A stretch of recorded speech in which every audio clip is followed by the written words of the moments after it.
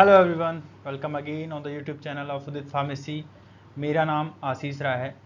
तो आज के इस वीडियो में हम डिस्कस करने वाले हैं फार्मास्यूटिकल केमिस्ट्री का चैप्टर 3 जो कि है इनऑर्गेनिक फार्मास्यूटिकल्स। आपके सिलेबस में जितने भी पार्ट्स हैं, जैसे कि इनऑर्गेनिक्स फार्मास्यूटिकल्स में फार्मास्यूटिकल प्रिपरेशंस क्या क्या होती हैं, फॉर्मुलेशन कैसे बनाते हैं, मार्केट में इसकी प्रिपरेशन किस रूप में प्रेजेंट है, इसके स्टोरेज कंडीशन कैसे होने चाहिए, यूजेस क्या होने चाहिए, वो सब आज हम डिस्कस करने वाले हैं। ठीक है, तो आपके इस चैप्टर 3 में जो सिलेबस का पार्ट है वहाँ पे आप देख सकते हो, यहाँ पे क्या है। सबसे पहला हिमेटेनिक्स, इसके बाद गैस्ट्रोइंटेस्टाइनल एजेंट्स, उसके बाद टॉपिकल एजेंट्स, डेंटल प्रोडक्ट्स के साथ साथ मेडिसिनल गैसेस को पढ़ना है हमें। तो बेसिक हमें क्या समझना है, पहले इन पांचों के बारे में हमें कुछ ना कुछ बेसिक हमें हमारे दिमाग में होना चाहिए। तो अगर हिमेटेनिक्स की बात करें, मैं एक एक करके डिस्कस करूंगा। बेसिकली इसमें हमें पढ़ना क्या है सिलेबस के आधार पे। सबसे पहले हम हिमेटेनिक्स के जितने भी इनलिस्टेड ड्रग्स हैं, जैसे कि ferrous sulphate, ferric ammonium citrate, ferrous fumarate, ferrous ascorbate, carbonyl iron, इन सब के बारे में हमें इनके pharmaceutical formulations, market preparations, storage condition और इसके यूजेज हमें ध्यान रखने हैं। ठीक है, इसी तरीके से गैस्ट्रोइंटेस्टाइनल एजेंट्स में जितने ड्रग्स मेंशन्ड है उनके बारे में पढ़ना है। इसके बाद टॉपिकल एजेंट्स में भी सेम फंडा चलेगा। उसके बाद डेंटल प्रोडक्ट और मेडिसिनल गैसेस के बारे में भी हमें इसके pharmaceutical formulation, market preparation, storage condition और यूजेस पढ़ने। तो चलिए स्टार्ट करते हैं।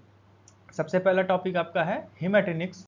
तो हिमेटेनिक्स, सबसे पहले हिमेटेनिक्स होता क्या है, क्वेश्चन तो ये आ जाएगा डिफाइन हिमेटेनिक्स, तो आप क्या लिखोगे। तो हिमेटेनिक्स ऐसे ड्रग होते हैं, हिमेटेनिक्स कैटेगरी में जितने भी ड्रग्स आते हैं वो क्या करते हैं, आपके ब्लड में हीमोग्लोबिन का अमाउंट बढ़ा देते हैं। तो हिमेटेनिक्स, ध्यान आप डेफिनेशन देखोगे तो यहाँ पे लिखा है ऐसे ड्रग्स जो कि बढ़ा देते हैं कंसंट्रेशन हीमोग्लोबिन का ब्लड में। तो वो कैसे बढ़ाते हैं, जैसे हम कोई ग्रसित है अनीमिया से, अरक्तता से, तो वहाँ पे उनके ब्लड में किसकी कमी हो जाती है, आयरन की कमी हो जाती है। तो ये आयरन कहाँ से मिलता है, आयरन बेसिकली मिलता है हमें, आयरन का एक और नाम होता है जिसको हम हीम बोलते हैं। तो हमारे ब्लड में जो हीमोग्लोबिन होती है, तो हीमोग्लोबिन में ही ये आयरन का अमाउंट प्रेजेंट है। अगर हीमोग्लोबिन का ही अमाउंट हमारे ब्लड में कम हो जाता है तो वहाँ पे हीम का भी अमाउंट कम हो जाता है, जिसकी वजह से हीम को ही हम आयरन बोलते हैं। इस वजह से हमारी बॉडी में आयरन की डिफिशियंसी होती है, जिसकी वजह से हमें अनीमिया होता है, जो कि हिंदी में कहलाता है अरक्तता। ठीक है, तो हमें अगर अरक्तता की बीमारी है तो हम हिमेटेनिक्स की दवाइयाँ प्रीफर करते हैं, यूज करते हैं। ठीक, आपके सिलेबस में जो 5 दवाइयों के बारे में बताया गया है, ferrous sulphate, ferrous fumarate, ferric ammonium citrate, ferrous ascorbate, इसके साथ साथ कार्बोनिल आयरन। ठीक है, तो ये 5 ड्रग्स के बारे में हमें पढ़ना है। तो बेसिक मैंने एक ड्रग यहाँ पे उठाया है, बाकी आपको डिटेल में पढ़ना है तो आप उदित फार्मेसी ऐप पे विजिट करिए। वहाँ पे आपको पूरी जानकारी पीडीएफ के रूप में, लाइव लेक्चर के रूप में, रिकॉर्डेड लेक्चर के रूप में आपको अवेलेबल है। ठीक है, तो चलिए हम आगे बढ़ते हैं। सबसे पहला आपको जो सिलेबस में भी है फेरस सल्फेट, फेरस सल्फेट को हम ग्रीन विट्रियोल के नाम से भी जानते हैं। ठीक है, तो फेरस सल्फेट का एक और नाम आपको 1 वर्ड में पूछ सकता है, एमसीक्यू में पूछ सकता है। तो ये इसका एक और नाम होता है, फेरस सल्फेट को हम ग्रीन विट्रियोल के नाम से जाना जाता है। अब फेरस सल्फेट का जो फॉर्मूला होता है वो आप याद रखिएगा, फेरस सल्फेट के साथ 7 वाटर मॉलिक्यूल लगते ही लगते हैं। ये भी पूछ सकता है कि अगर फेरस सल्फेट हमें बनाना तो उसके साथ साथ कितने वाटर मॉलिक्यूल, 2, 3, 5, 7 ऐसा कुछ पूछ दे, तो आप वहाँ पे ऑप्शन को 7 को राइट टिक करोगे। इसके साथ साथ फेरस सल्फेट से क्वेश्चन अराइज हो सकता है, फेरस सल्फेट में कितना फेरस आयन होता है, तो कम से कम 98% तक फेरस आयन वहां पे प्रेजेंट होता है। ठीक है, नॉट लेस देन, मतलब 98% से कम नहीं होना चाहिए फेरस आयन। अगर है तो वो फेरस सल्फेट का मतलब बेहतरीन फॉर्म नहीं है वो। इसके साथ साथ 103.3% से ज़्यादा फेरस सल्फेट का अमाउंट जब हम इसका एस्से करते हैं तो वो निकलता है। उसका प्रोसेस अलग है, मैं एसए और लिमिट टेस्ट में बता चुका हूँ। ठीक है, इसके साथ साथ अगर प्रिपरेशन देखा जाए फेरस सल्फेट की, तो ये है आयरन पायराइट FeH2, Fe को हम आयरन बोलते हैं और H2 को पायराइट भी बोला जाता है। तो आयरन पायराइट को जब हम एयर में छोड़ते हैं, मतलब इन्वायरमेंट के एयर में छोड़ते हैं, तो वहाँ पे ऑक्सीजन भी प्रेजेंट है और वाटर के कुछ ड्रॉपलेट्स भी प्रेजेंट है। तो ये तीनों आपस में रिएक्शन करके हमारा फेरस सल्फेट का फॉर्म बनाते हैं। ठीक है, तो इसका प्रिपरेशन कुछ इस तरीके से होती है। अब इसका फार्मास्यूटिकल फॉर्मुलेशन कैसे बना सकते हैं हम, किस किस रूप में अवेलेबल हैं ये, तो फेरस सल्फेट का ओरल सोल्यूशन अवेलेबल है, फेरस सल्फेट के टैबलेट्स भी मिलते हैं। तो ये इसके फार्मास्यूटिकल फॉर्मुलेशन है। ठीक, चलिए आगे बढ़ते हैं। अब मार्केट में इसके प्रिपरेशन कौन कौन से चल रहे हैं, तो एज अ आयरन सप्लीमेंट। अब आयरन सप्लीमेंट की तरह क्यों यूज होगा, क्योंकि आयरन की ही तो कमी हो रही है। तो आयरन की कमी जब होगी तो हम आयरन सप्लीमेंट्स के रूप में इसे लेते हैं। इसके बाद फरिनसोल, स्लो आयरन, इन सब के रूप में भी मार्केट में ये अवेलेबल है। इसके साथ साथ अगर हमको इन दवाई फेरस सल्फेट को स्टोर करना है लंबे समय तक के लिए यूज के लिए, तो हम क्या करेंगे, चिल्ड्रंस, बच्चों से दूर ही रखेंगे।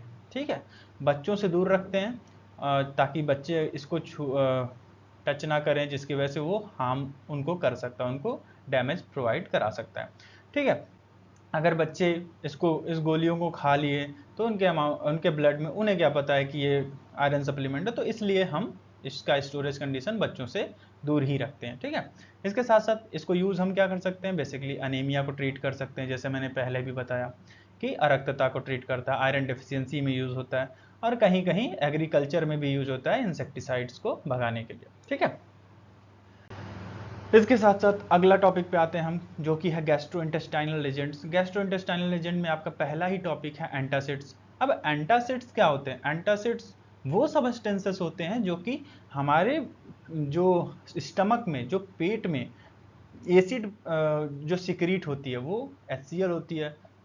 अगर HCl का अमाउंट बढ़ने लगे, ठीक है, HCl का अमाउंट बढ़ने लगे तो हम एंटासिड्स देते हैं, इसमें एंटासिड्स मिलाते हैं, जिसकी वजह से वहाँ का pH न्यूट्रलाइज हो जाता है।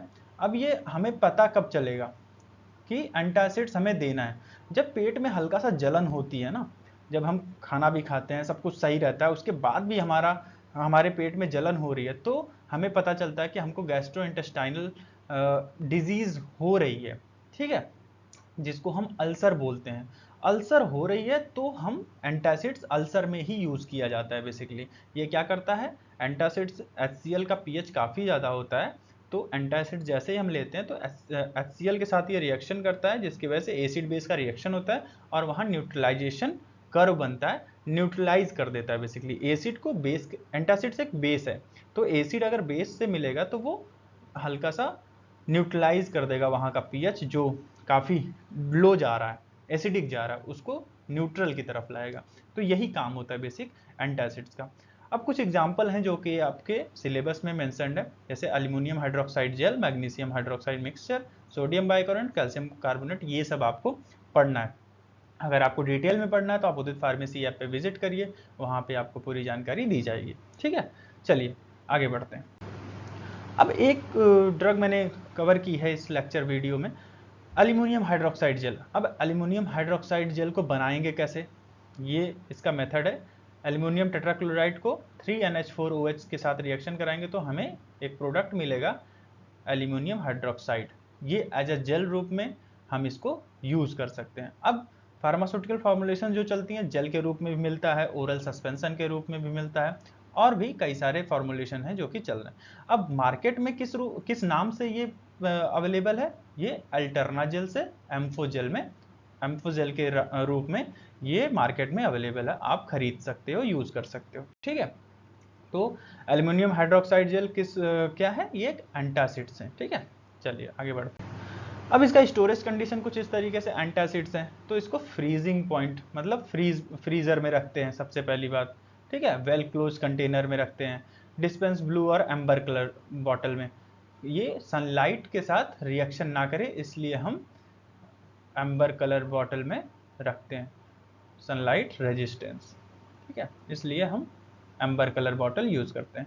अब इसके यूजर्स क्या हैं, पेप्टिक अल्सर में जैसा मैंने बताया, गैस्ट्रिक डिजीज, एस्ट्रिंजेंट की तरह भी यूज होता है, परगेटिव की तरह होता है, लैक्सेटिव की तरह भी यूज होता है ये, ठीक है।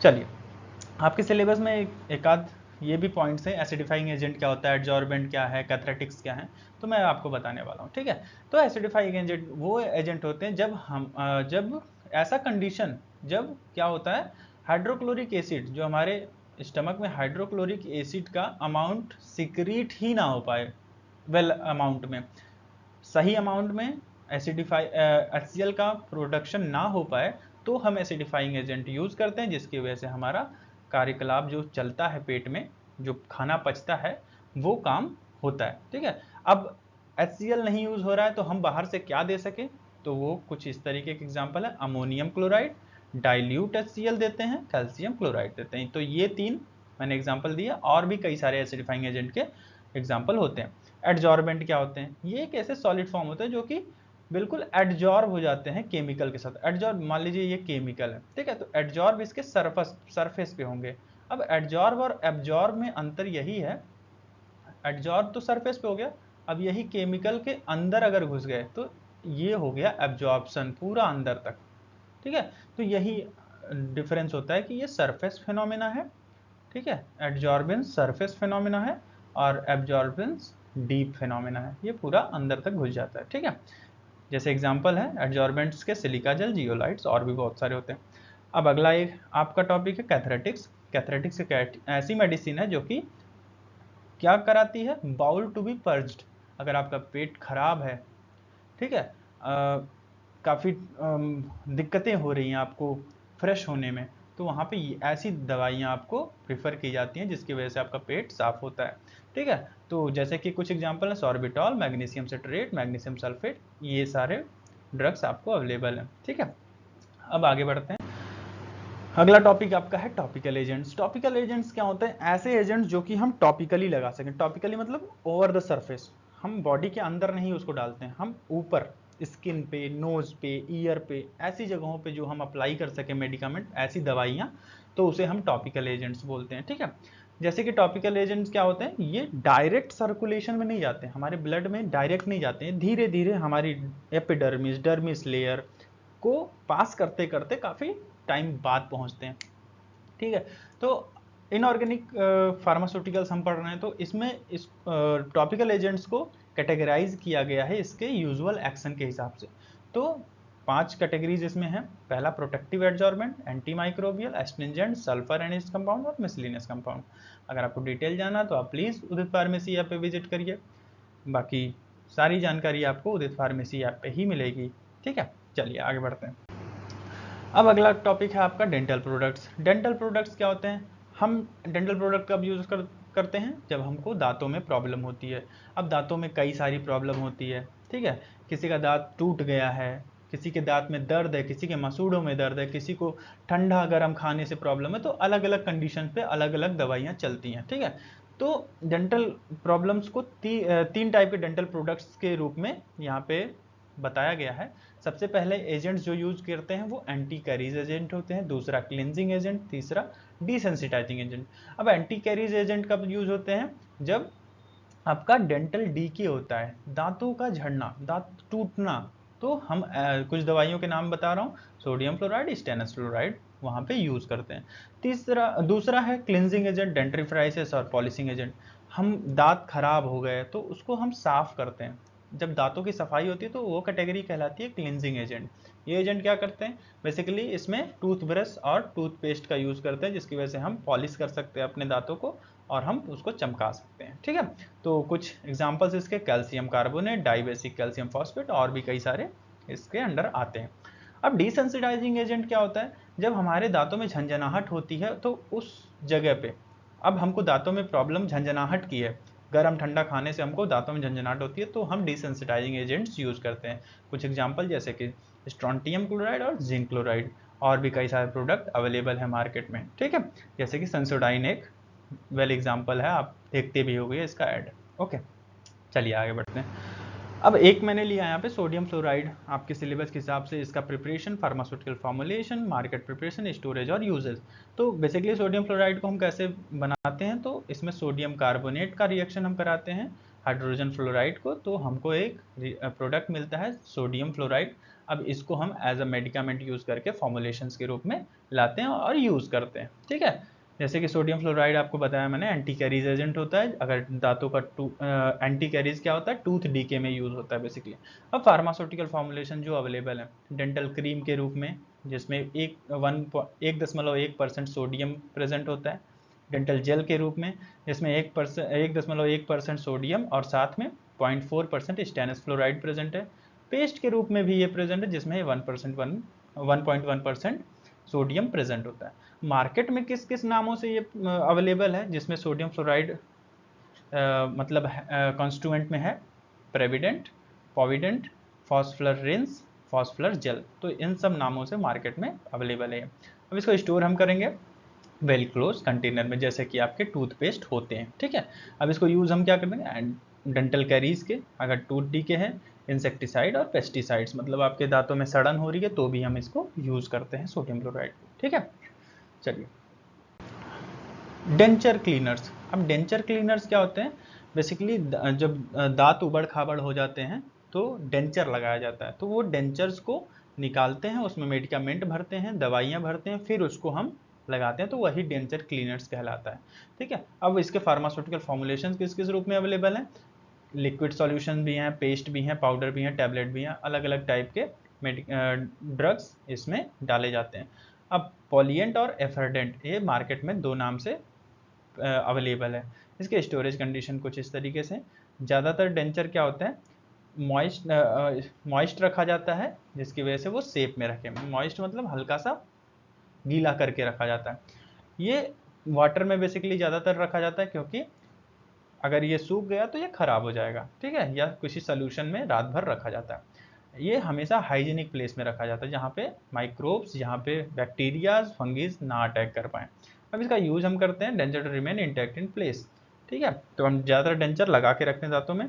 और ये क्या यूज़ कब करता है, जब आपके इसको रिमूव कर देते हैं, जब आपके मुंह से गंदी स्मेल आए। ठीक है, तुरंत इसको रिमूव कर देते हैं, क्योंकि वहाँ पे एंटीबैक्टीरियल इंग्रेडिएंट्स आ चुके हैं। अब इसको सफाई की ज़रूरत है। ठीक है, डेंचर क्लीनर आपको होप क्लियर हुआ होगा।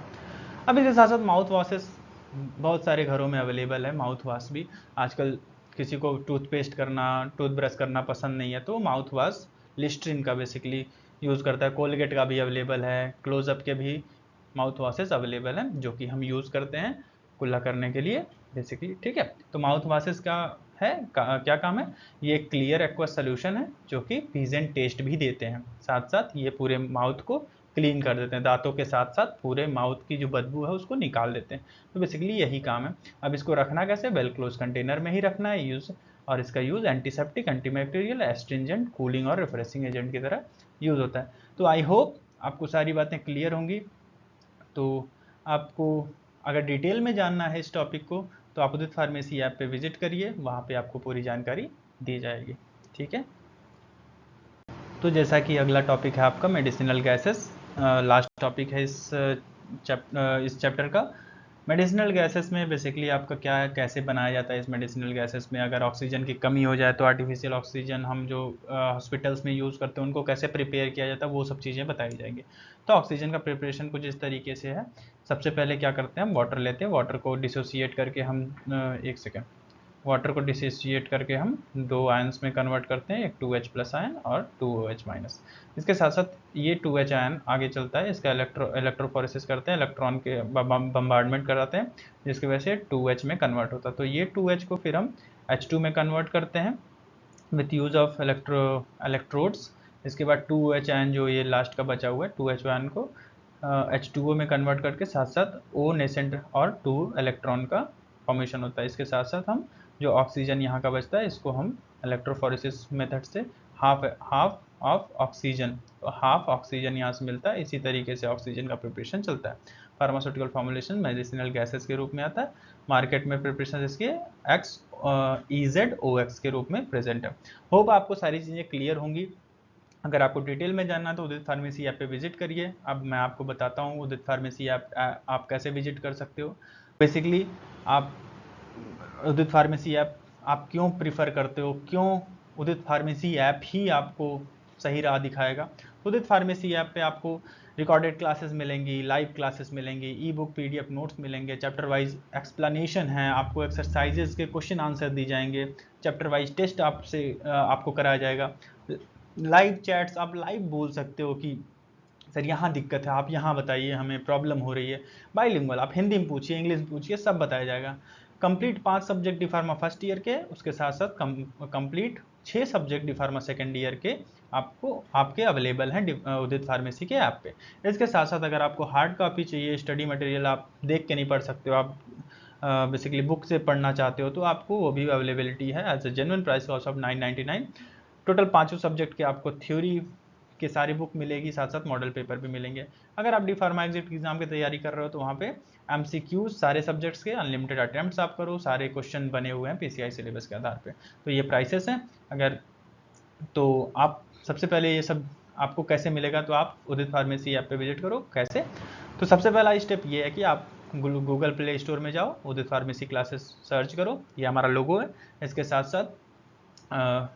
साथ साथ हमें बेसिकली स्टेप 2 में जाना है। जैसे इंस्टॉल हो जाता है तो आप अपने मोबाइल नंबर को वेरीफाई कराओगे, OTP वेरिफिकेशन होगा, उसके साथ अपना नाम डालो, ईमेल ID डालो, स्टार्ट करो। स्टोर सेक्शन में जाके आपको जो भी कोर्स परचेज करना है आप परचेज करके आप उसको पे करके आप एंजॉय कर सकते हो अपनी पढ़ाई, ठीक है। इसके साथ साथ आपको कहीं भी दिक्कत आती है तो 9219303100 पे सुबह 8 बजे से 6 बजे तक आप कॉन्टैक्ट कर सकते हो, आपको पूरी मदद दी जाएगी। होप आपको ये वीडियो लेक्चर पसंद आया होगा। चलिए मिलते हैं अगले लेक्चर में। Thank you so much, bye bye.